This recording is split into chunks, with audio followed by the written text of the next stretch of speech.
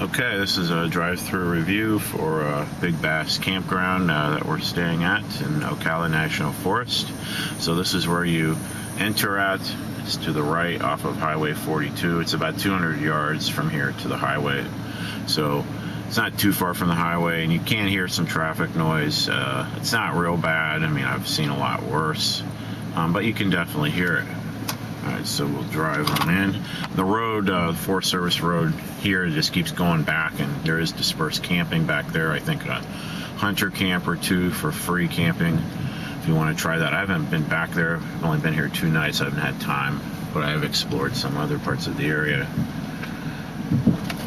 Alright, so you can see it's open October 15th to April 15th. To the left is dump station. That is free for campers. As it says here, free for campers, but you got to pay a user fee with the camp host if you're not staying here.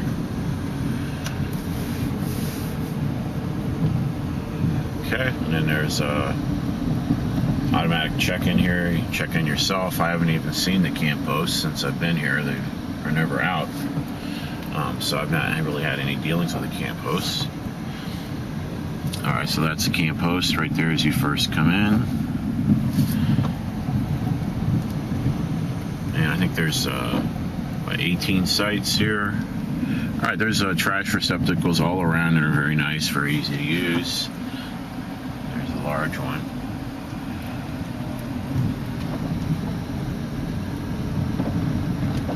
There's some open areas. It's heavily wooded. Okay, here's a site here. This is one.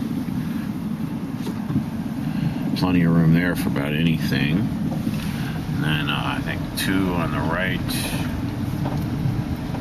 Sorry, there's people out. I don't want to film them, but that's a nice open site. Being they're heavily wooded, not real conducive to solar, but you can get some solar, I think, certain parts of the day. This is 3, site 3. And they all have grills and fire pits. Site 4. There's 4 and 5 together. They're right next to each other. I wouldn't want to stay there unless you're like staying with somebody you know, because there's no privacy there. Site 6. Yeah, it's kind of a strange site. It goes back there a ways. Oh.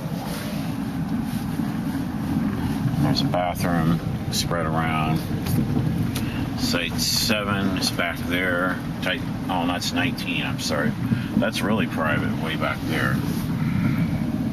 And there are water spigots. We passed a couple already that are spread all around. Very convenient to use, because you do not have water at your site or electricity, and there are no showers. So this is a dry camping area. There is some nice scenery around the campsite, some like prairie areas, which I'll show you. Okay, here's site 7. This is paved, and it's pull through, site 7. There's tents there now. Got garbage right there. So a lot of garbage receptacles. It's very convenient. Sorry, my windows are fogging up. It's in the morning. Okay, I'm not sure which. Yeah, it's site 8. Site 8. That's really big. A nice view too. And what's nice there, you got a water spigot right there. So there's some nice sites. I mean, most of them are pretty private. Bathrooms are clean, and they're always fairly close by. Okay, let's see, which site is this. I'm not seeing the number. That's a little bit smaller. Okay, that's site 9. I mean, I like the sites overall. They're very private. This is a smaller one here, but it's still big enough. This must be 10, I assume. Not seeing the number on that one. Might be site 10.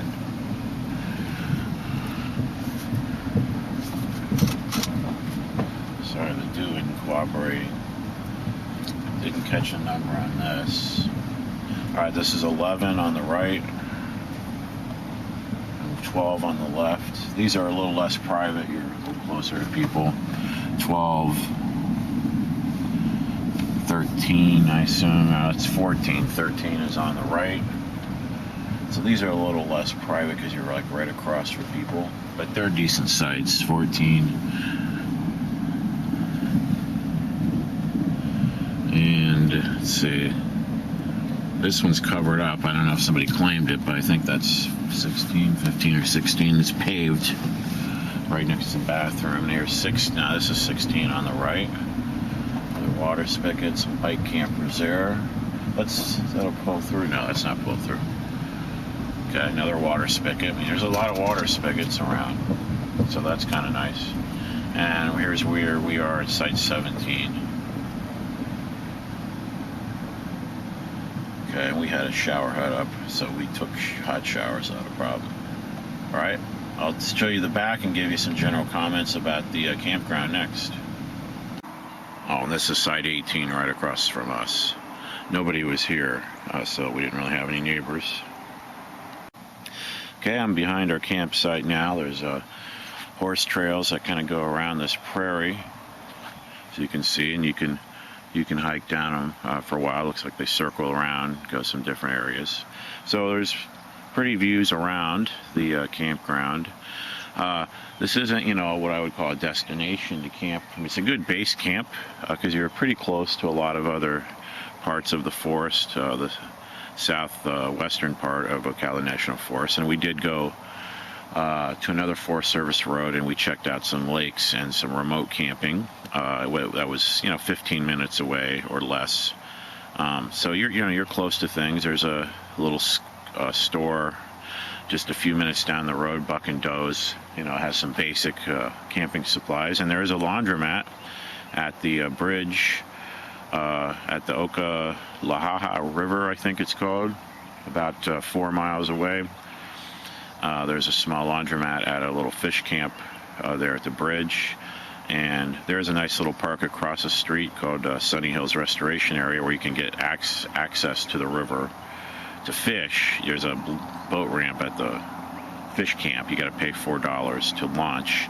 And that would be nice if you have little boats. I mean, again, can't boat here, but there is plenty of lakes at some of the other Forest Service areas within 15 minutes of here, 20 minutes at the most. You can go a lot of different places. So it's a good base camp, I would say, to stay. There's some, I think, sandhill cranes over there. Yeah, there's a lot of sandhill cranes around the area. I've seen a lot of different places. So, it's for $10 a night. I think it's a pretty good deal. You might be able to hear a little bit of the traffic noise, especially trucks. It's not too bad. I've been places where it was much worse than this, but you will hear it. You just have to be aware. There's quiet periods too where you don't hear anything, but it's a fairly busy road, State Route 42. You're about 30 minutes from the villages. Well, 20 to 30 minutes. It depends on which part of the villages you're going to. So if you're visiting people in the villages, it's not too bad of a drive at all. So I guess that's about it. I will put a link to the website for this on the description page, and also put a link to Amazon if there's anything you need from Amazon. Put a link to that because I'm an affiliate, and that would help the channel if you want to support the channel and go shopping on Amazon. Appreciate it. Okay, hopefully this helps you out. See you later.